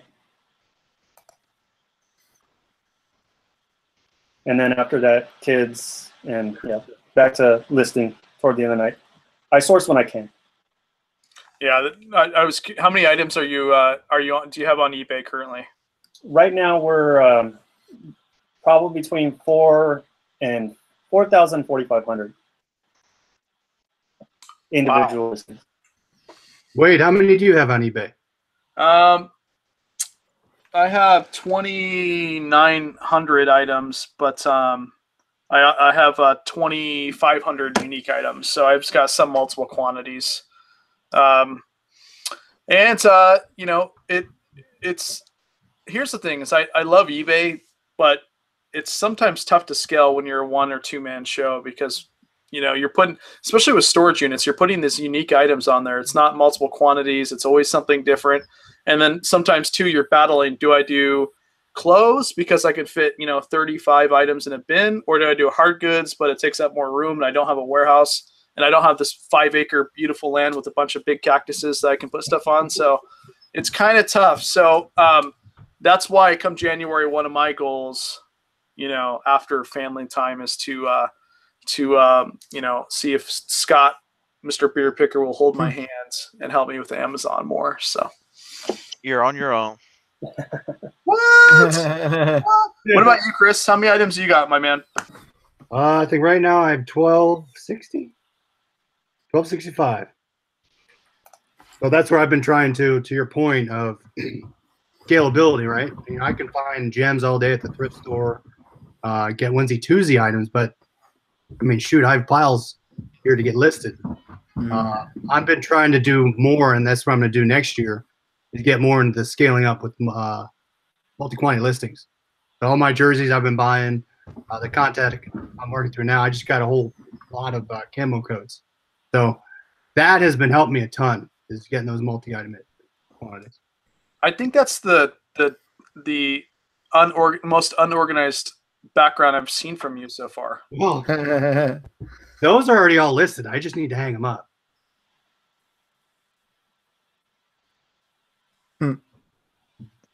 Shane, how much do you have on eBay? How many items? Who, me? Yeah. So my eBay has really taken a downslide a lot. I have only 288, but it's right at about $19,000 in listed inventory.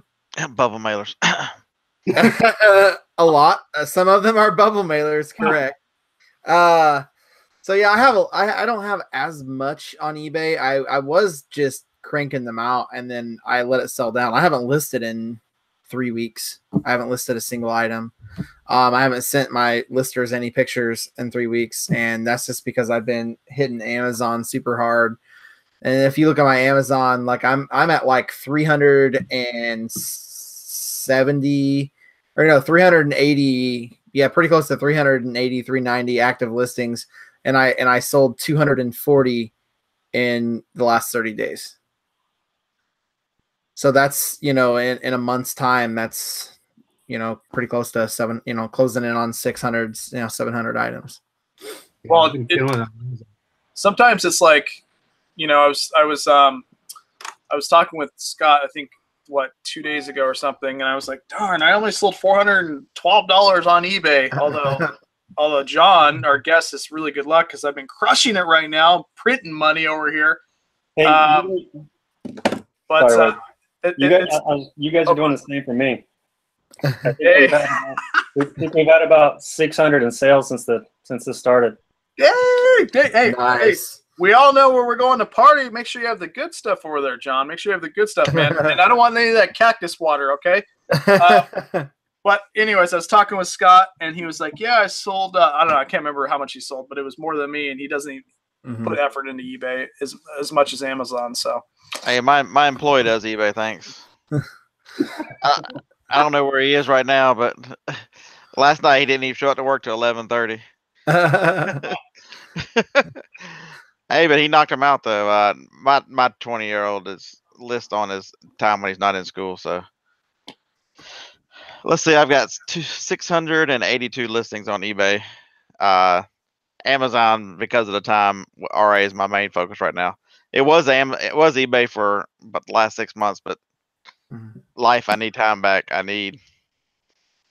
And you forget how easy it is to send it to a warehouse and forget it. How many SKUs do you have on Amazon listings for FBA? Don't know. 600 or 700. Wow. I mean, for Amazon, that's a ton. Yeah, it got down to what, as low as like 240, 250. It had gotten so low that people were messaging Shane, are you sure that guy who does talks about Amazon on your show really sells that much? I'm like, I didn't send an order in for 6 months. Right. And you know what's crazy is I haven't listed for 3 weeks on eBay, and my sales are still like I have 8 things to ship tonight. You know, that like 6 of those just sold in the last 2 hours. So I mean, it's like Scott's saying, I've neglected eBay so bad, but man, it is so easy to just throw some crap in a box and send it off. That's the best too when you open that app and sell on it. The dollar amount not be zero. I mean, I'm selling at least minimum about anywhere about $100 a day in books, just books on Amazon. So it's like Outdoor Girl, do you think it's best to list at different times of the day or all at once, or a certain time of the day is best? On eBay, man, so what I do is I do like 30 or 40 drafts, and then it used to be where I would do individually, the drafts. But the problem is sometimes for me, I feel like if I do it individually, I'm like, crap, I did one. It feels like it takes more steam out of my sales. But what I do instead is I'll take those 30, I'll get them all complete, and then I'll list them at once. And then it's like a party in my eBay or my Gmail box. You hear ding, ding, ding, ding, ding, ding, ding. And it feels like I accomplished something, right? That's what I love doing now. So I love, like, you don't have to do that much, but if you do 10, 15 at a time, I feel like you have a goal to get to that 15 done, and then you just submit them all at once. And it's cool to me. But honestly, obviously activity is going to, they want active people. It makes sense if I was the eBay algorithm to be like, okay, well, I'm going to favor this guy because he's actually on the platform. Because, guys, if you know Mercari, you list something on Mercari, they're horrible with dead inventory. Like, they will literally take all your items off of Mercari if you haven't logged in a certain amount of time. So I imagine eBay kind of does the same thing where they suppress some of your listings if you don't, have some activity in there. So I don't know. John, what do you do? You do yours all at night, right? No, I split it up. For me with my kids in the situation, if I have opportunity, I jump on it. But the brunt of it happens between 10 and 2 o'clock in the morning, or 10 p.m. and 2 o'clock in the morning. nice. So if you're getting late night messages from John, it's not because he's lonely. He's just trying to utilize that time with no kids, right? What is the wife? Okay, my last question to the panel here is, I want to know individually, and we'll start with Scott since he's looking tired over there from what somebody said. I already know his answer, but we got to ask the whole panel. What roles does your wife play in your guys' reselling business? Like, what does the wives do for the reselling business? She's a cheerleader. She does not do anything with the business whatsoever. Never has. Does not care anything about it other than the fact that she knows I'm happy doing it and it supports our family, and so she's 100% behind it. But she will, if I'm out of town and there's eBay to ship, she will come out here and ship to eBay. Well, before she got breast cancer, she would. Now she just sends Jacob out here to do it. But between the two of them, though, it does allow me to still go out and find retail arbitrage right now, even on the road for a day or two, because I don't have to worry about extended handling times or any of that crazy stuff. They'll just come out here and take care of it. They won't say a word. I'll call and say, the first thing out of my mouth will say, eBay, and she'll start saying, we've already shipped it. And so that they will help if needed, but she has no interest in it, and which is fine. We go. She'll go with me on RA trips, and she buys for her, and I buy for the business. I'd have to echo what Scott said. My wife doesn't do anything. Basically, she holds me accountable. So if I I tend to collect empty boxes. All that stuff ends up in my office. If I bring a thrift haul home, leave it upstairs, she goes, why is this up here? So she holds me accountable to that stuff, but she doesn't thrift. She doesn't come with me. She likes to hear when I tell her what I sold. And then she goes, what'd you buy that for? People are crazy. Mm-hmm. She will, like Scott said, I have to travel for my day job. If I'm out of pocket for a couple days and I have a best offer out there that I forgot about, or someone didn't pay and they finally paid, I'll ask her to go search for something in my inventory, and she'll have to FaceTime me. She can't find anything, so she'll reluctantly ship that stuff out so I don't get dinged. But that's about it. And my wife, so she really doesn't do a whole lot either. She takes my stuff to the post office every day, which I'm super thankful for. It's awesome. She constantly refers to this as it's not her circus. And that is a very, very common saying that comes out of her mouth. When I bought the bubble mailers, she walked in the house. Keep in mind, our living room and my daughter's bedroom and our kitchen was filled up with bubble mailers. And she walked in, she looked at me, shook her head, and she's like, it's not my circus. You better get a storage unit.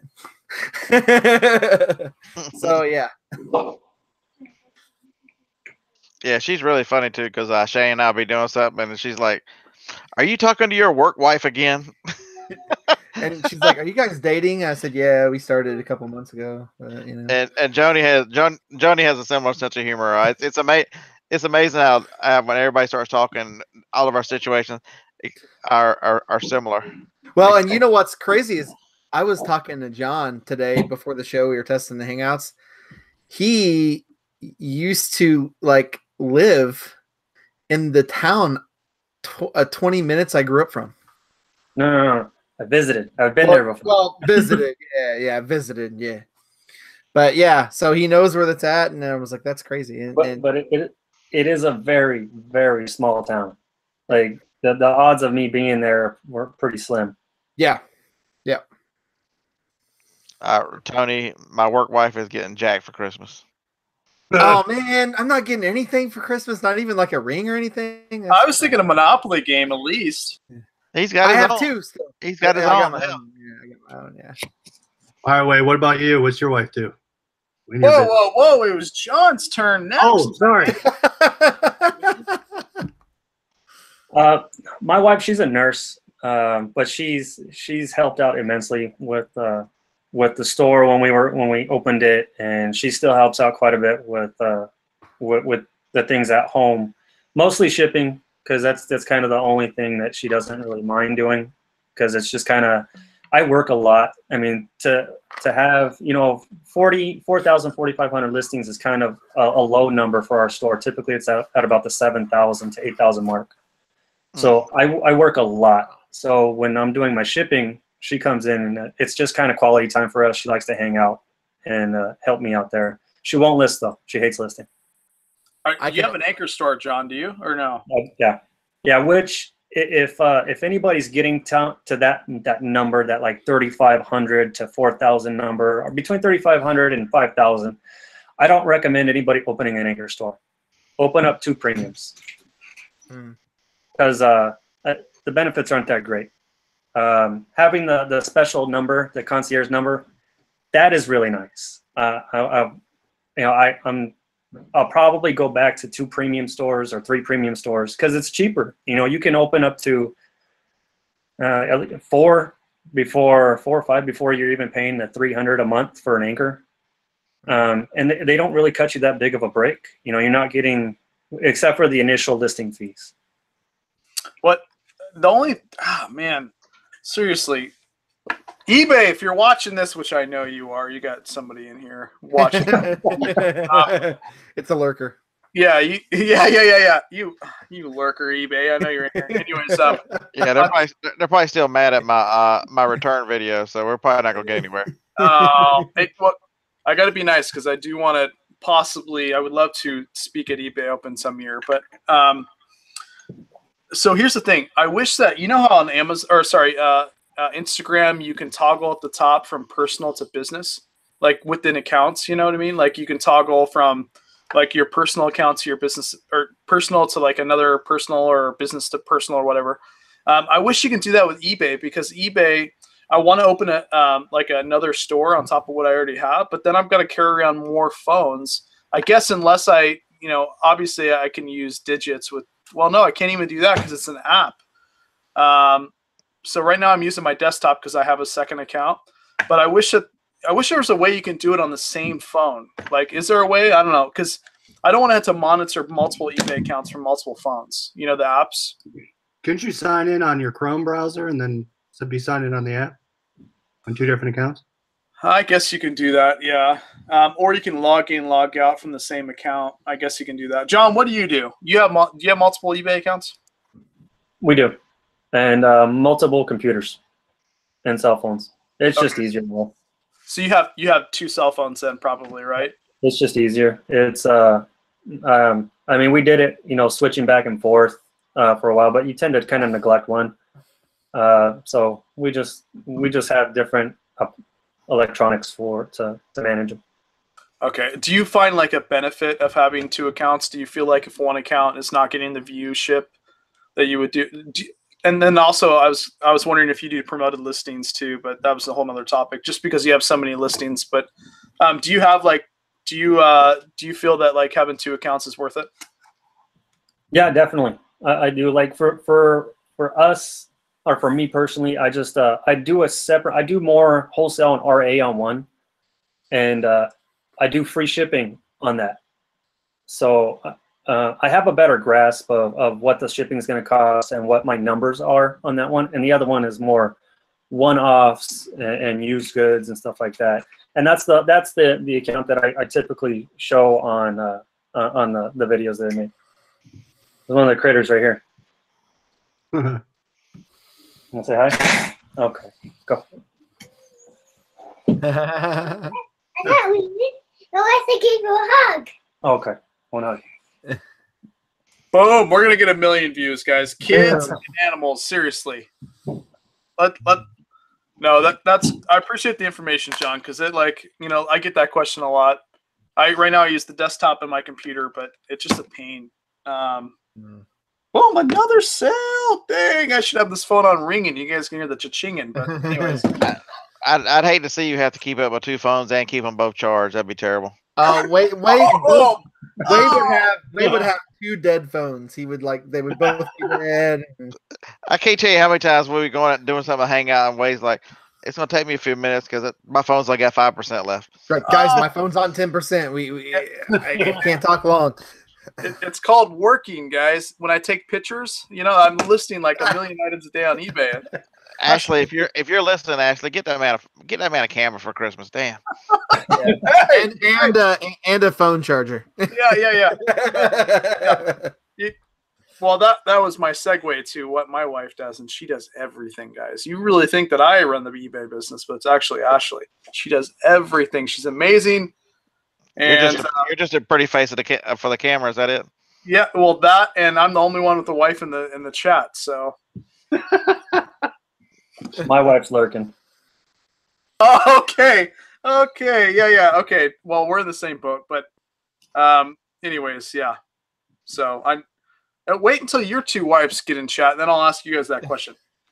I thought the Rusty Raccoon's comment was about wives, but it wasn't. It was about his app. Well, Rusty Raccoon unfriended me from Instagram and then refriended me on Instagram today. So don't think I didn't see that, Rusted. Of course, I'm gonna see your logo. My God, yeah. What happened, Rusted? I thought we were best friends. I'm calling you out, and there's over 100 people watching. You're probably spamming him by putting up too much junk. Hey, come on, Tony. What happened? Anyways. Well, we're approaching 2 hours. So anything else you guys want to talk about? Touch a base? Wade, John? Thanks for having me, guys. It's been great. Tony said it was an accident. John, definitely, man. It was fun for real. And I think like a lot of these people, a lot of like even part-time resellers see that full-time selling is a struggle. And I think that, you're one of the ones that broke free. Like you were a firefighter, you're all that, and then you finally broke free of that and are able to stay home with your family, and that's just totally awesome, right? Yeah, I don't see myself doing anything else unless it's just bigger investments in the road. But like the reselling game and doing this, as long as it's here, I'm happy. I don't think I've ever enjoyed a job more than this, or a career more than this. That's awesome. See, the one thing we're having John on, I appreciate him coming on. It's you think just the only ones you see are the resellers, but you just hear the YouTube faces. Here's a guy who's got more listens than all of us combined. Yeah. There's so much you can learn from somebody. I mean, we talked about that, and then people the sub count doesn't matter for somebody with knowledge. I mean, look at the knowledge that he has been spitting out today, and I mean he's at 100 subs. I mean, yeah. So give people a chance to understand that just because their sub counts don't mean anything about their knowledge. Some people are really, really busy. It's hard to make a YouTube video. And then the last 4 or 5 days, me and John has talked a ton, and I've already learned like a ton from him. You know what I mean? It's just. Well, I can tell you two things. One, I'm going to spit some wisdom on you guys. You ready? Everybody's in chat. You got to always include the chat because really they're the engine behind this show. But one thing that I respect is the fact that you have done multiple like career jobs, right? I mean, a chef is a career job. Your firefighting was a career job. So those that are watching now that possibly would like to do this full time, it's not all roses, but I can tell you, it's never too late to jump over the fence and do something that you enjoy doing. But we cannot have had a better guest as our first guest on this show. I mean, this is an epic time. I feel like I should be getting his autograph with the biggest cactus in Arizona. Stop lying. He's not the first guest. Who was the first guest? Jory. Oh, yes. yes. On my channel before. Yes. Okay. Oh, yeah. Anyway, I lied, but that being said, we could have had a better second guest. Yes. Second guest. But guys, those that are in chat, we keep shouting to subscribe to his channel. Not necessarily, has nothing to do with the popularity or getting big on YouTube. It has to do with when you see we're in a unique position when you do get a little bit bigger on social media to partner with other people, but more importantly to discover other people. So people that have a big following can discover other people way more easier, and we want to bring those people to you guys to also discover. So guys, go subscribe to his channel. I'll put his link right now in the baby blue. The links will be down below. I didn't put them yet, but yeah. Anyways, much appreciated, John, and to your wife who's watching. I know you can hold that big old tarp. You're amazing. Wow, so. Wait, what's your closing thing? Words of wisdom at the end. We cycle through. What do you do? I always do words of wisdom on my show. Every single time I do a live show on my YouTube channel, it's always words of wisdom. You got to leave the audience with something that they go home and they think about, whether it's, you know, sitting on the couch or in the shower where I do my thinking. And my words of wisdom tonight, guys, is enjoy your family. This is the best time of year to enjoy your family. I mean, there's no better time to listen to every single Christmas song that there ever was. And did you know Mariah Carey makes $4 million for her Christmas song every single year, that one song? Yeah. That's insane. And royalties, yeah. I did not know that. Mom told me $4 million every single year just for that one stupid song. I mean, I wish when I was younger I would have like done, you know, I would have wrote some Christmas songs and made royalties like that. But anyways, guys, much appreciated. John, you're amazing. Thanks for joining tonight, buddy. Thanks a lot for having me, guys. I'll come back and be on anytime. Awesome. See everybody later. See you guys. Roll Tide.